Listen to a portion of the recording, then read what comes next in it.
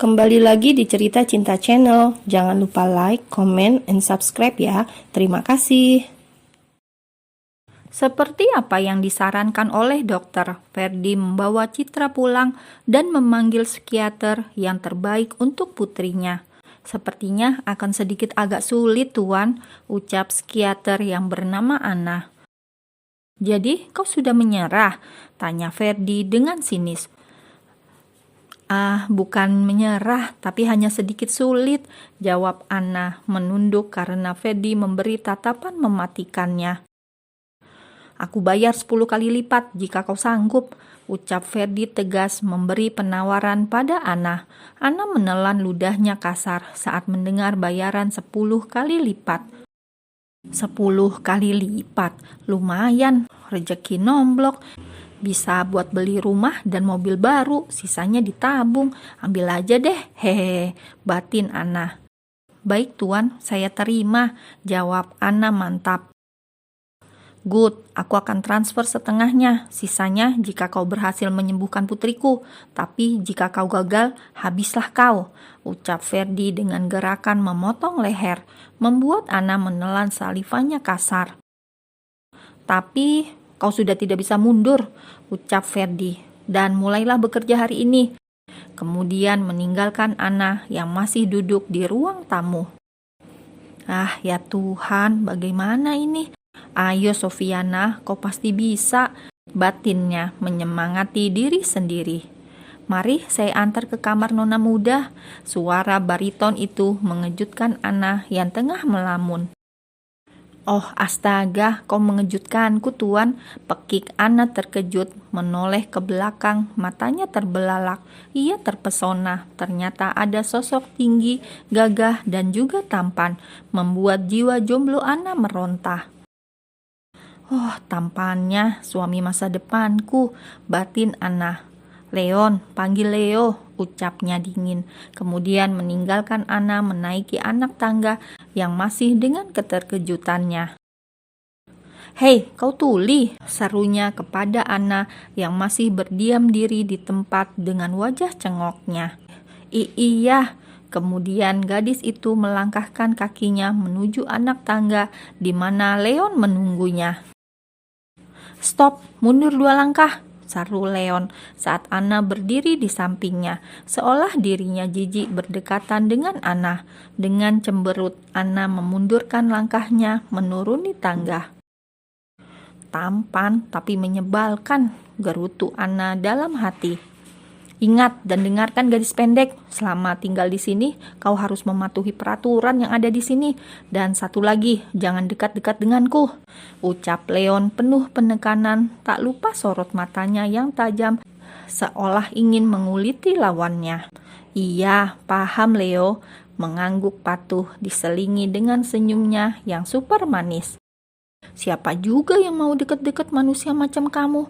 Dasar GR, mentang-mentang ganteng, gerutu Anna dalam hati. Kemudian Leon melangkahkan kakinya lagi, diikuti Anna dari belakang. Ceklek, Leon membuka pintu kamar Citra perlahan. Terlihat Citra duduk di tepi ranjang tanpa pergerakan sedikit pun. Kau sudah tahu bukan jika Nona mengalami depresi?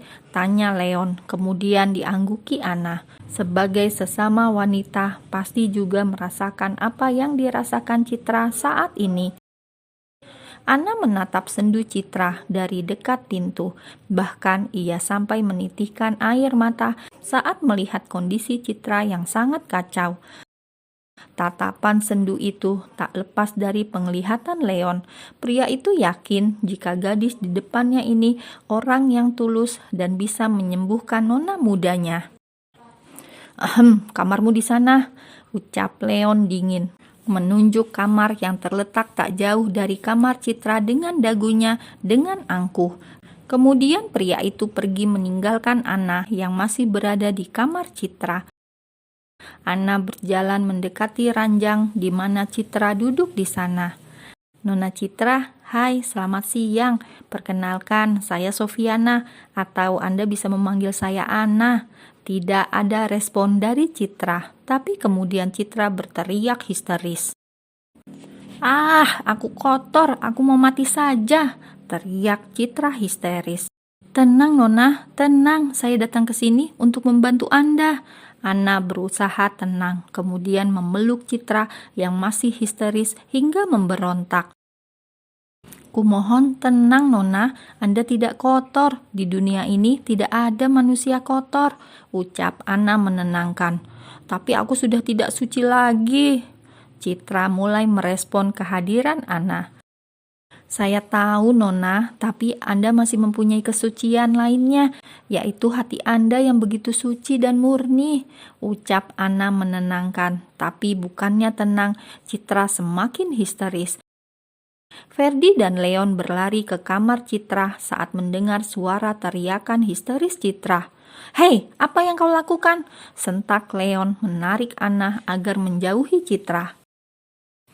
Maaf Leo, saya hanya berusaha untuk menenangkan Nona Citra, jawab Ana menunduk karena mendapat tatapan mematikan dari Leon, sedangkan Ferdi memeluk putrinya yang masih terisak. Papa, aku takut, Pa, suruh dia keluar, ucap Citra gemetar ketakutan saat melihat Leon. Dengarkan, keluar sana, hardik Leon menuding Ana. Leon, yang keluar itu kau, bukan dia, ucap Ferdi kesal. Aku, menunjuk dirinya sendiri. Iya, karena Citra takut melihat pria selain diriku, ucap Ferdi dingin. Ia mengepalkan tangannya erat di balik punggung Citra. Kemudian Leon mengikuti ucapan Ferdi. Tuan, maafkan saya karena membuat Nona histeris, tapi percayalah, Nona akan cepat sembuh, ucap Ana dengan keyakinannya. Hanya deheman saja Ferdi menjawab ucapan Ana. Setelah menenangkan putrinya, Ferdi memerintahkan Ana untuk standby di dekat Citra. Kemudian pria paruh baya yang penuh dengan karismanya itu melangkah ke ruang kerjanya.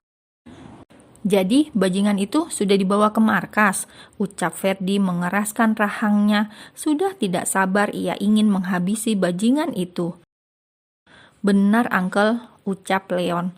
Leon, pria berdarah Amerika Latin itu, dari kecil sudah diasuh oleh Ferdi. Leon diadopsi Ferdi dari panti asuhan di negara A. Hingga kini usianya menginjak 27 tahun. Leon dipercaya oleh Ferdi menjadi tangan kanan Ferdi dan juga memegang beberapa cabang perusahaan Ferdi. Ayo saatnya kita bermain-main dengan bajingan itu, ucap Ferdi tersenyum devil. Jiwa iblisnya yang sudah lama tertidur kini bangkit kembali. Setelah menempuh waktu 1,5 jam, akhirnya mereka sampai di markas. Mereka disambut oleh beberapa bodyguard bertubuh tinggi besar dan berbadan kekar. Oh, jadi ini bajingan itu. Ferdi melihat pria yang diikat di kursi dengan kondisi sudah babak belur dan menunduk. Iya tuan, jawab salah satu bodyguard di sana. Leo, berikan senjata itu. Ferdi menengadahkan tangannya. Ini Uncle, Leon meletakkan sebuah pisau kecil tapi sangat tajam ke tangan Ferdi. Ternyata kau yang berani menyakiti putriku, hardik Ferdi, berjalan mendekat kemudian mengangkat wajah pria itu yang menunduk. Kau, pekik Ferdi. Ia sangat mengenali siapa pria itu yang telah merenggut kesucian putrinya. Om, maafkan aku akan bertanggung jawab, ucap Doni diselingi dengan desisan keluar dari mulutnya karena merasakan sakit luar biasa di sekujur tubuhnya.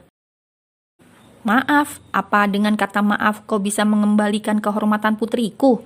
Asal kau tahu, gara-gara kau, putriku trauma dan depresi, bentak Ferdi penuh amarah. Hatinya bertambah sangat sakit saat tahu yang menyakiti putrinya adalah temannya putrinya sendiri yang sudah sangat ia kenal. Aku akan bertanggung jawab, Om, ucap Doni sudah ketakutan karena melihat sisi lain Ferdi dan juga merasa bersalah pada Citra. Ya, benar, kau harus bertanggung jawab. Ferdi menancapkan pisau kecil itu di leher Doni hingga leher Doni mengeluarkan darah. Sakit, Ferdi tersenyum sinis. Itu belum seberapa. kemudian menekan lebih dalam lagi. Ah, pekik Doni saat merasakan pisau itu semakin dalam menancap di lehernya. Leon memalingkan wajahnya. Ia sudah biasa melihat kekejaman Ferdi. Bahkan ia pernah melihat Ferdi mencincang habis tubuh lawannya di depan matanya langsung. Aku mohon hentikan Om, jika aku mati siapa yang akan bertanggung jawab jika Citra hamil? Ucap Doni memohon. Nafasnya tercekat saat merasakan pisau itu masih menancap di lehernya. Ferdi menghentikan aksinya. Yang diucapkan Doni benar, jika putrinya hamil, maka tidak ada siapapun yang mau menikahi putrinya, dan putrinya itu akan dihujat oleh masyarakat. Ferdi tidak mau itu terjadi, jadi ucapan Doni bisa dipertimbangkan. Kemudian Ferdi melepaskan pisau itu, membuat Doni bernafas lega. Baik, aku pertimbangkan ucapanmu. Jika kau berani kabur, habis kau di tanganku. Geram Ferdi, kemudian menekan luka di leher Doni itu. Ah, teriak Doni kesakitan. Bawa dia ke rumah sakit dan pastikan kalian mengikutinya. Jangan sampai dia kabur, ucap Ferdi datar. Kemudian bergegas pergi meninggalkan markas dan diikuti Leon. Baik Tuan, ucap para bodyguard. Setelah sampai di rumah sakit, Doni segera ditangani oleh dokter. Luka di lehernya tidak terlalu parah, hanya mendapatkan 5 jahitan saja. Apakah aku sudah boleh pulang? Tanya Doni pada salah satu bodyguard setelah lukanya sudah diobati. Silakan Tuan, jawab bodyguard itu. Salah satu di antara mereka mengantarkan Doni sampai apartemennya. Hei, kau tidak pulang? Tanya Doni pada bodyguard yang ikut masuk ke dalam apartemennya. Tidak, ucap bodyguard itu, kemudian mendudukkan diri di sofa. Ya, aku belum mempersilakanmu duduk. Kenapa kau tak tahu malu sekali? Protes Doni dengan kesal. Saya haus, jawab bodyguard tersebut tanpa memperdulikan kekesalan Doni. Hes, kau benar-benar tidak tahu malu ya, cibir Doni. Walau kesal, Doni tetap mengambilkan 1 botol soft drink untuk bodyguard tersebut. Doni meletakkan sebotol soft drink dengan kasar di atas meja. Minum, setelah itu pergi dari sini, usir Doni. Apakah Tuan lupa jika saya bertugas untuk menjaga Tuan agar tidak kabur? Aku bukan tahanan, kau mengerti? Ucap Doni semakin kesal. Aku akan bertanggung jawab karena aku adalah lelaki sejati, jadi kau tidak perlu mengawasiku. Mohon maaf, permintaan ditolak. Kemudian bodyguard itu menegak habis minuman itu. Saya lapar Tuan, ucapnya lagi membuat Doni semakin kesal. Di dapur ada mie instan, ucap Doni datar, kemudian beranjak menuju kamarnya untuk membersihkan diri. Saat sudah di dalam kamar, Doni menatap nanar tempat tidur yang menjadi saksi bisu di mana ia merenggut kesucian temannya sendiri. Penyesalan menyeruak di dalam dada, apalagi ia mendengar sendiri jika Citra mengalami depresi. Doni menarik rambutnya sendiri. Ia mengingat Citra di bawah kungkungannya dengan derayan air mata dan memohon untuk dilepaskan. Tapi karena alkohol sudah meracuni otaknya, membuatnya tidak bisa berpikir jernih dan tidak bisa mengontrol dirinya.